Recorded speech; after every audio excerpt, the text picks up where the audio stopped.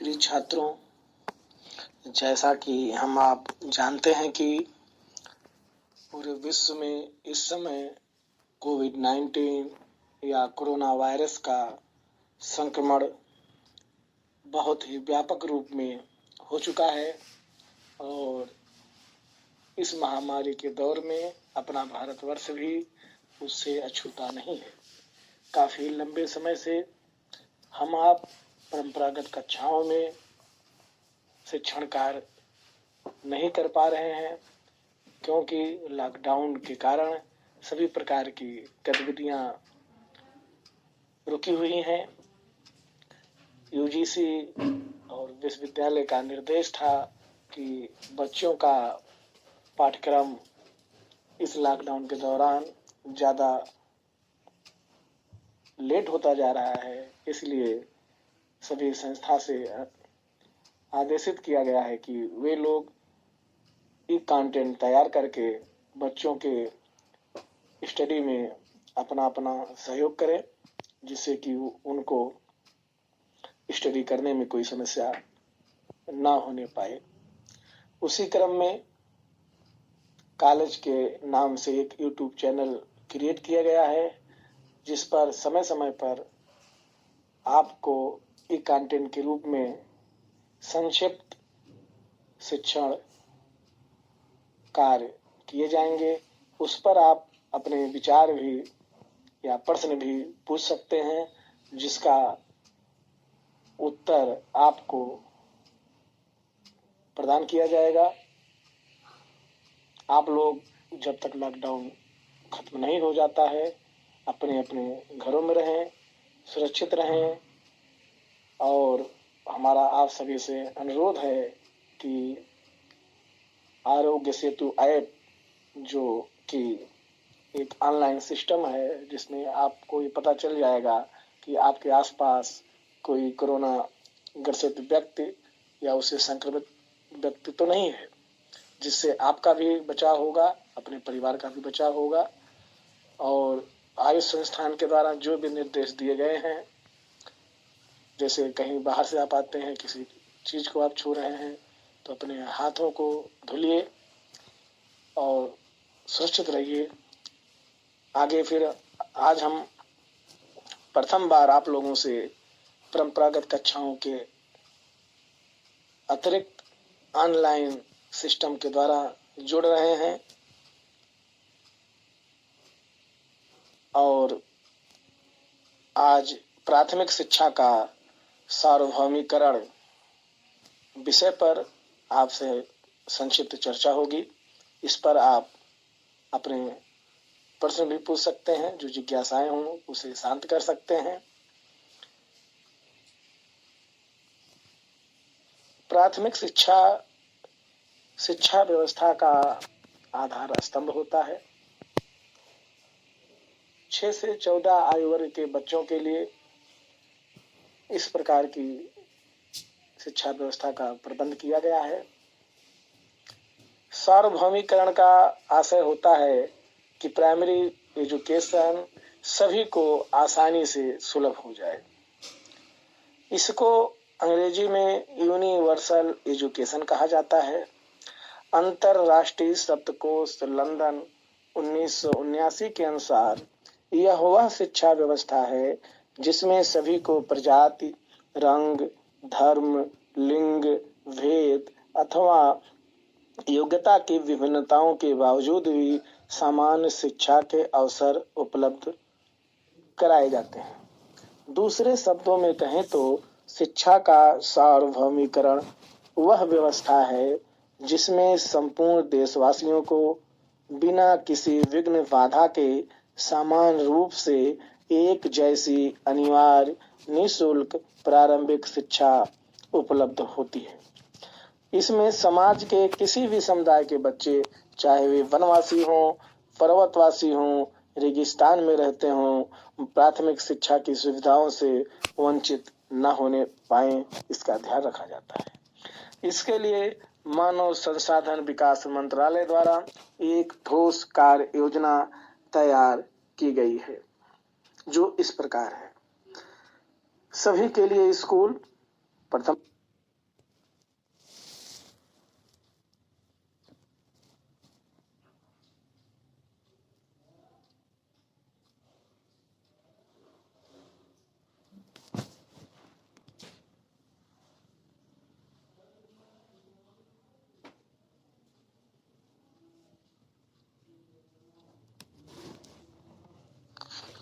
इसके लिए मानव संसाधन विकास मंत्रालय ने एक प्रकार की ठोस कार्य योजना तैयार की है, जिसमें 3 बिंदुओं पर विशेष करके ध्यान दिया गया है।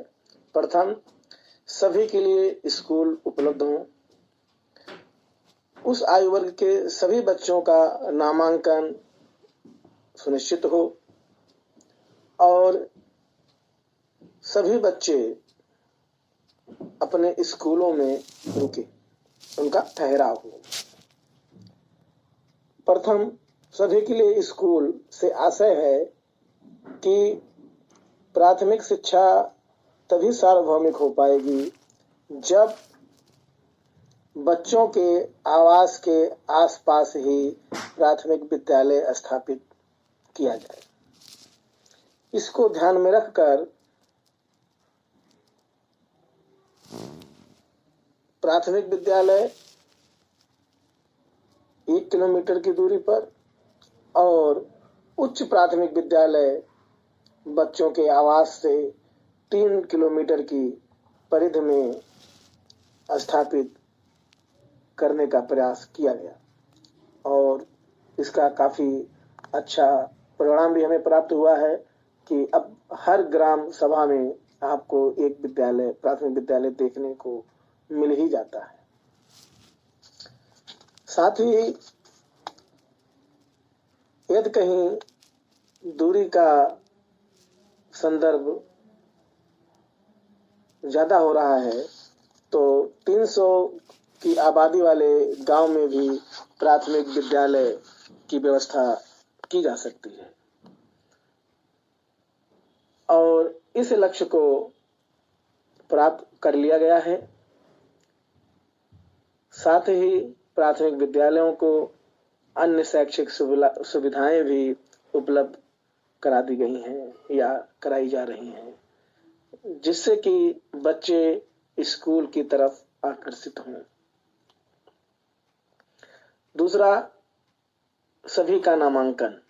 इसका आशय है कि 6 से 14 वर्ष तक के सभी बच्चों को स्कूल में दाखिला दिला दिया जाए।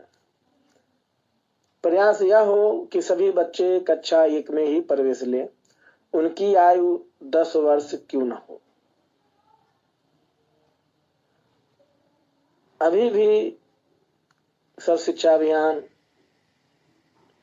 शिक्षा अधिकार अधिनियम 2009 लागू होने के पश्चात भी 100% नामांकन के लक्ष्य को प्राप्त किया नहीं जा सका है। बिहार जैसे राज्य में काफी सफलताएं प्राप्त की गई हैं पिछले वर्षों में, लेकिन 6 से 14 आयु वर्ग के समस्त बच्चों का 100% नामांकन कराने में अभी हमें और प्रयास करने की आवश्यकता है।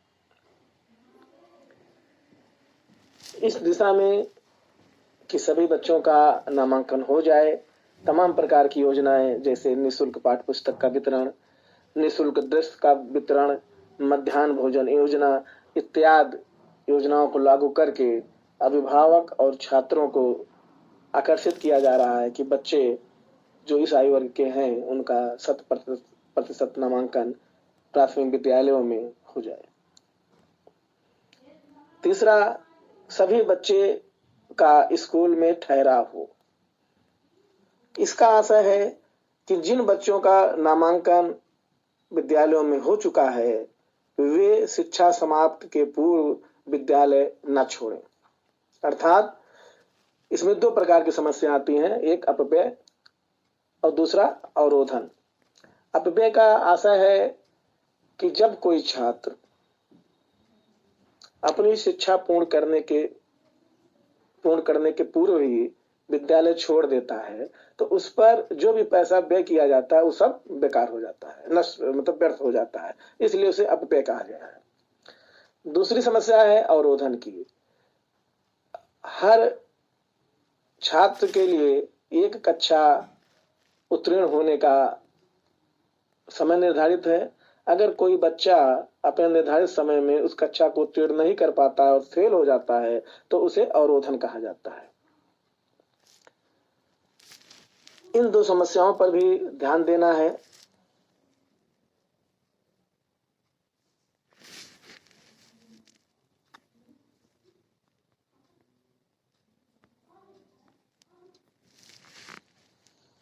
शिक्षा अधिकार अधिनियम 2009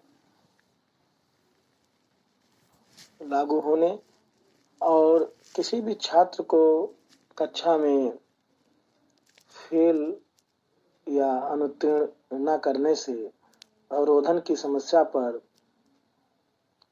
बहुत हद तक विराम लग गया है।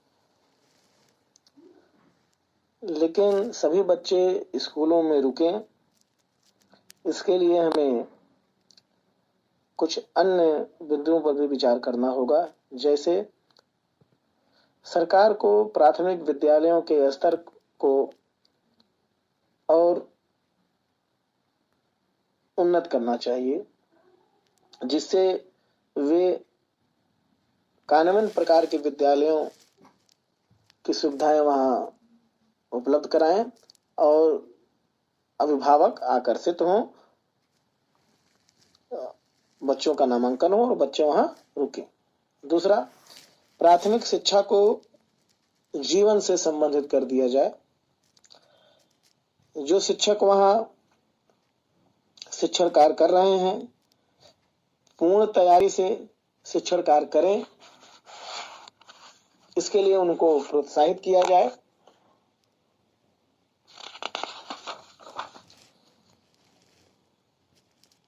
अगला बिंदु, शिक्षण एवं मूल्यांकन की नवीन विधियों का उपयोग होना चाहिए। इस स्तर पर बच्चों को किसी कक्षा में न रोकने की जो नीति है, अर्थात उन्हें अनुत्तीर्ण न किया जाए, उसको जारी रखा जाए।